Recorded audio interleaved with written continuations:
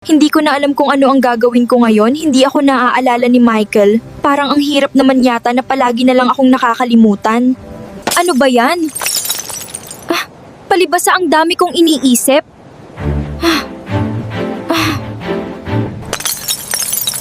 Naku, nasugatan ako. Dumagdag pa to sa sakit na nararamdaman ko.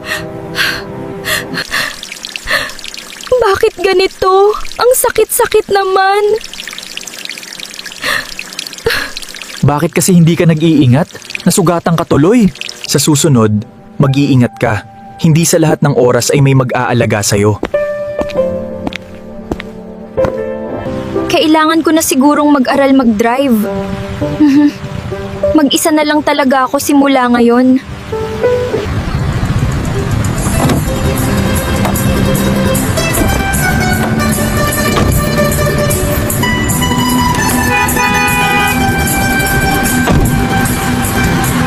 Karina, bukas na ang team building at founding anniversary celebration natin. Sasama ka ba?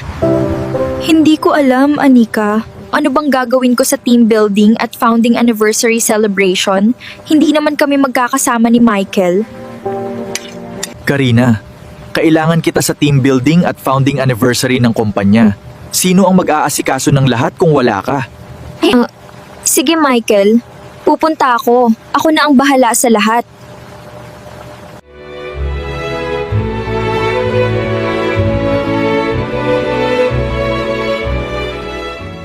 Ang engagement ring na bigay ni Michael. Habang tinitingnan ko ito, ay parang mas nararamdaman ko ang sakit ng pagkalimot niya sa akin.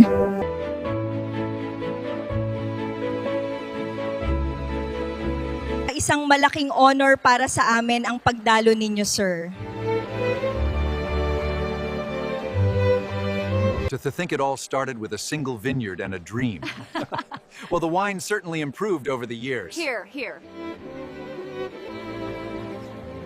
Karina, parang hindi ko kaya na nakikita kang masayang nakikipagtawanan sa iba. Karina, bakit aliw na aliw ka naman yata sa pakikipagkwentuhan sa kanila?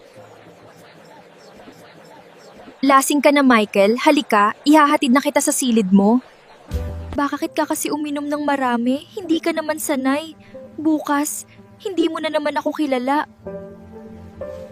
Michael, ipagdadasal ko na sana ay maalala mo na ako. Hirap na ako, Michael. Karina, mahal na mahal kita. Hindi ko